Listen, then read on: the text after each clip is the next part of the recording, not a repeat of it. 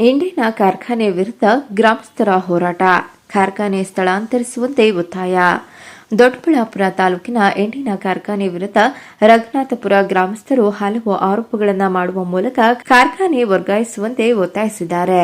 ಹೌದು, ಹಲವಾರು ವರ್ಷಗಳಿಂದ ದೊಡ್ಡಬಳ್ಳಾಪುರ ತಾಲೂಕಿನಲ್ಲಿ ರಘುನಾಥಪುರದಲ್ಲಿ ಕಾರ್ಯನಿರ್ವಹಿಸುತ್ತಿರುವ ಇಂಡಿನ ಕಾರ್ಖಾನೆ ವಿರುದ್ಧ ಗ್ರಾಮಸ್ಥರು ತಿರುಗಿ ಬಿದ್ದಿದ್ದಾರೆ.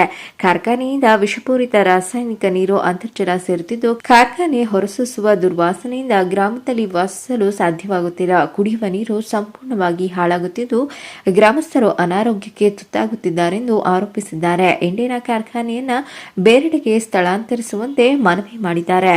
ಇನ್ನು ಈ ಕುರಿತು ಸ್ಥಳೀಯ ಮುನಿರಾಜಪ್ಪ ಮಾತನಾಡಿ, ಕಾರ್ಖಾನೆಯು ರಾಸಾಯನಿಕ ವಸ್ತುಗಳನ್ನು ಬಳಸಿ ಕರ್ತವ್ಯ ನಿರ್ವಹಿಸುವ ಕಾರಣ ವಿಷಪೂರಿತ ತ್ಯಾಜ್ಯ ವಾಸನೆ ಮುಖಾಂತರ ಹೊರಬರುತ್ತಿದೆ. ಕಾರ್ಖಾನೆ ಸೂಸುವ ದುರ್ವಾಸನೆಯಿಂದ ಗ್ರಾಮಸ್ಥರು ಜೀವಿಸುವುದು ಕಷ್ಟಕರವಾಗಿದೆ.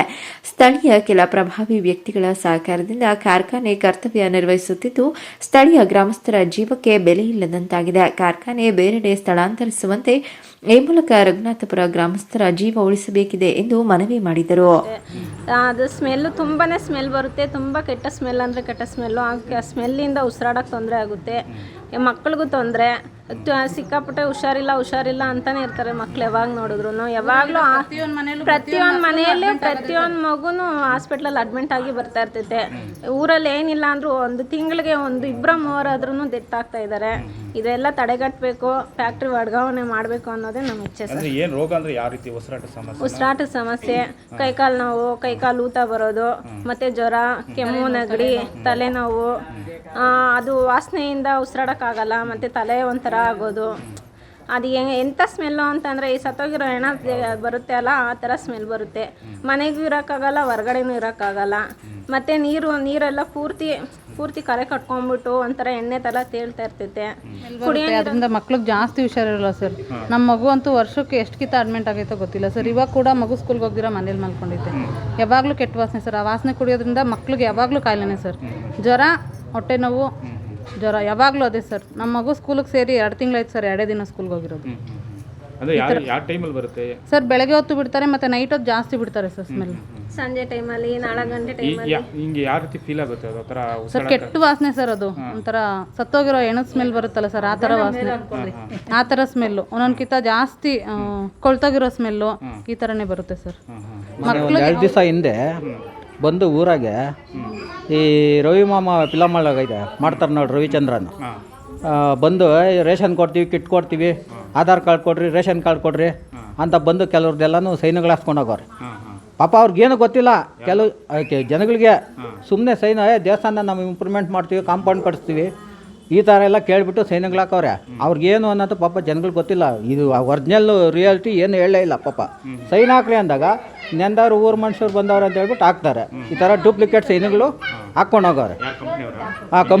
ಕಂಪ್ನಿಯವರು ವರ್ಕರ್ಸ್ ಕಳ್ಸವ್ರೆ. ಅವ್ರನ್ನ ವರ್ಕರ್ಸ್ ಕಳಿಸಿ ಸೈನ್ಗಳು ಹಾಕ್ಸವ್ರೆ. ಕಿಟ್ ಕೊಡ್ತೀವಿ, ಕೆಲಸ ಕೊಡ್ತೀವಿ. ಇವಾಗ ಇಷ್ಟು ದಿನದಿಂದ ಕೊಡ್ದಿದ್ದು ಇವಾಗ ಕೊಡ್ತೀವಿ ಅಂತ ಯಾಕೆ ಬರೋದು ಅವರು? ಇವಾಗ ಸಮಸ್ಯೆಗೆ ಜನಗಳೆಲ್ಲನೂ ಆವತ್ತಿನಿಂದ ಊರು ಇಂಪ್ರೂವ್ಮೆಂಟ್ ಬರ್ತಾನೆ ಐತೆ. ಇವತ್ತು ಚಿಕ್ಕದು, ನಾಳೆ ದೊಡ್ಡದು ಊರು. ಚಿಕ್ಕದಿದ್ದಾಗ ಅವಾಗ ಅಷ್ಟೊಂದು ಯಾರು ಕೇಳ್ತಾ ಇರಲಿಲ್ಲ. ಇವಾಗ ದೊಡ್ಡದಾದಾಗ ಕೇಳ್ತಾವ್ರೆ.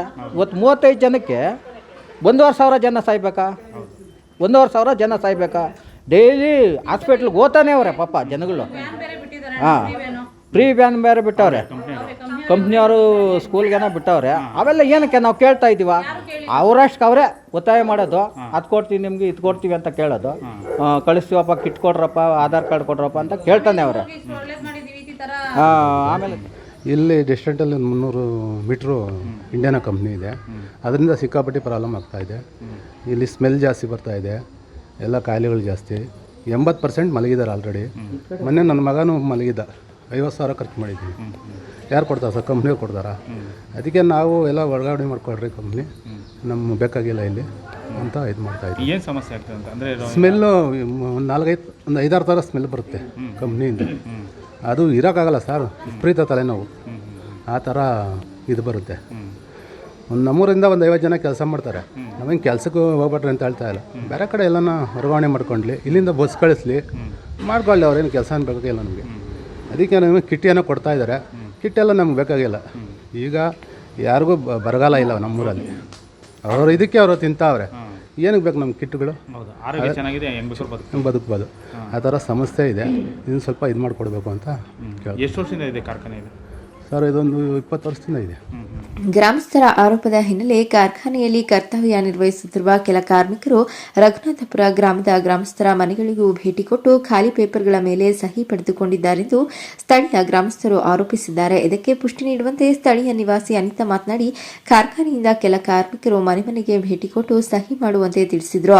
ಖಾಲಿ ಪತ್ರದೊಂದಿಗೆ ಮನೆಗೆ ಭೇಟಿ ಕೊಟ್ಟ ಕಾರ್ಮಿಕರು ಪರಿಚಯಸ್ಥರಾದ ಕಾರಣ ಸಹಿ ಮಾಡಿಕೊಟ್ಟಿದ್ದೇವೆ, ಏತಕ್ಕಾಗಿ ಸಹಿ ಮಾಡಬೇಕೆಂಬ ಮಾಹಿತಿಯನ್ನ ನೀಡದೆ ಸಹಿಯನ್ನ ಪಡೆದುಕೊಂಡಿದ್ದಾರೆಂದು ಆರೋಪಿಸಿದರು.